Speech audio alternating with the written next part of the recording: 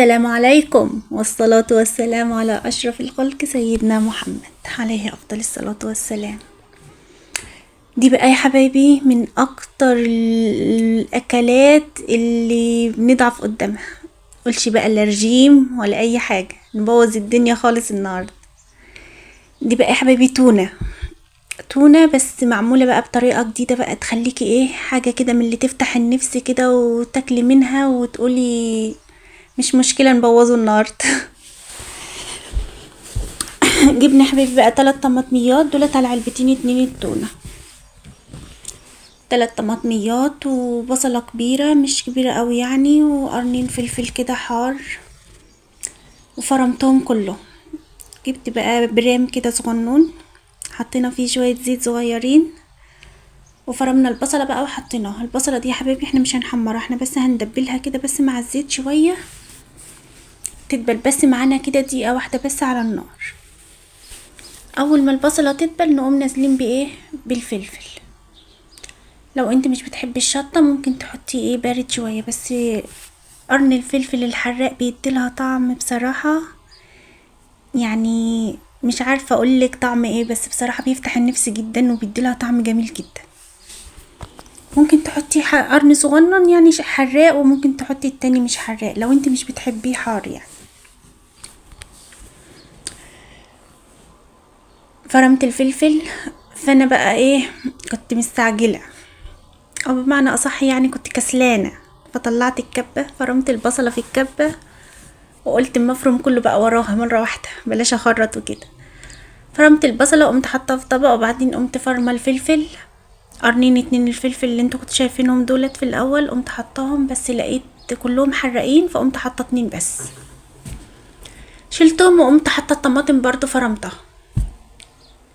بصراحة الكبة دي جميلة جدا، يعني اي كبة في البيت هي بصراحة عمود المطبخ.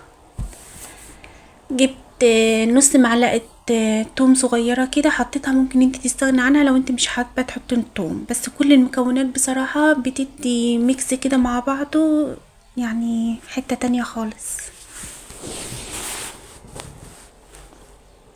قلبتهم كده مع بعض لحد ما يدبلوا، بس اول ما تحسي ان هما دبلوا معاكي على النار خلاص تنزلي بقى بالطماطم على طول.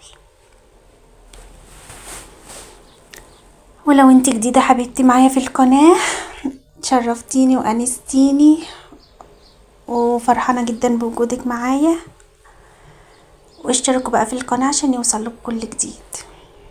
احنا قناة صغيرة كده لسه يعني نكبر بيكم ان شاء الله. حطيت الطماطمية كده، حسيت ان الطماطمية ايه يعني مش حمرة، فقمت ايه جايبه معلقه صلصه كده من الفريزر من اللي انا كنت مخزناها وحطيتها عليها. بصراحه الصلصه دي جميله جدا، يعني القليل منها تحس ان هو كتير، يعني معلقه بس صغيره عززت لي اللون خالص وخلت الطماطم اكنها حمرا خالص. جنب بقى التونه كده حمرت بطاطستين كده قشرتهم وحمرتهم، وقلت بقى ايه نظبط الاكل، احنا كده كده هنبوظ الدنيا. نبوظ الدنيا بقى النهارده وايه ونعوضها بكره. حمرت كده بطاطايه جنبها وطبق بتنجان وفلفل كده وظبطت الدقه بتاعته، كانت جميله جدا بصراحه. تبلتها بقى بمعلقه بابريكا، نص معلقه كزبره ناشفه، نص معلقه فلفل اسمر، نص معلقه كمون، نص معلقه ملح او معلقه ملح، لان انا حاطه على الفلفل والكمون يا حبايبي ملح، وانا بضربه بحب احط عليه ملح. فانتي لو الفلفل والكمون بتاعك ساده معلوش ملح، انتي تحطي ايه تحطي معلقه ملح. شايفين معلقه الصلصه حمرتها ازاي خالص، عززت اللون بتاعها خالص ازاي. ننزل بقى بعلبتين التونه. انا ابني قلت له روح هات تونه، فراح جاب لي من دي. انا بصراحه مش بحب دي، بس يعني كانت حلوه بصراحه. دي كان جايب العلبه منها ب25، انما القطع بقى بتبقى غاليه شويه وحلوه، بس هو بصراحه يعني ما يعرفش، فهو جاب من دي.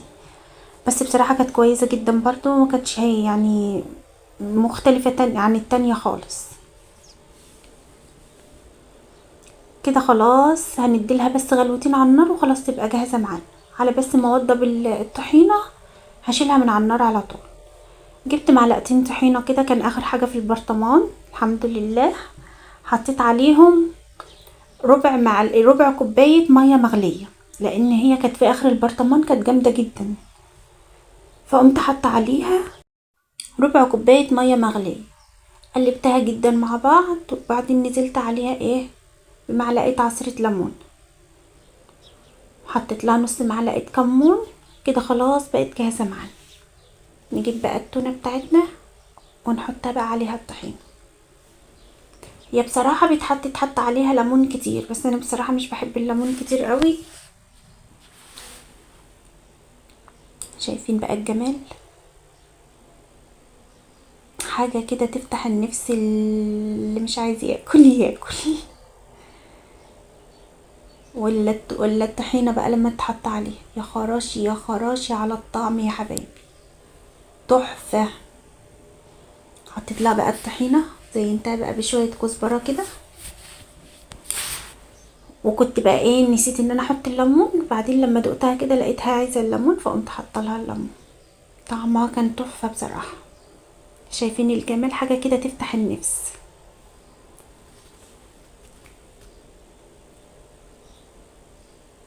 شايفين؟ شايفين شكلها عامل ازاي؟ والله يا حبايبي والله كانت جميلة جدا وطعمها كان تحفة. انا ولادي ما بياكلوش التونة، بس لما دقوها قالوا لي يا ماما هاتها على طول. عصرة الليمونة بقى كده عشان ايه تظبط الطعم وتعززه. خلاص بقى بقت جاهزة معانا. نوضب بقى ايه الاكل.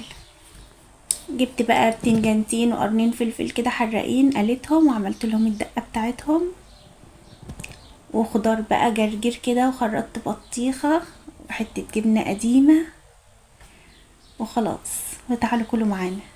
دي الاكل اللي يفتح النفس في الصيف.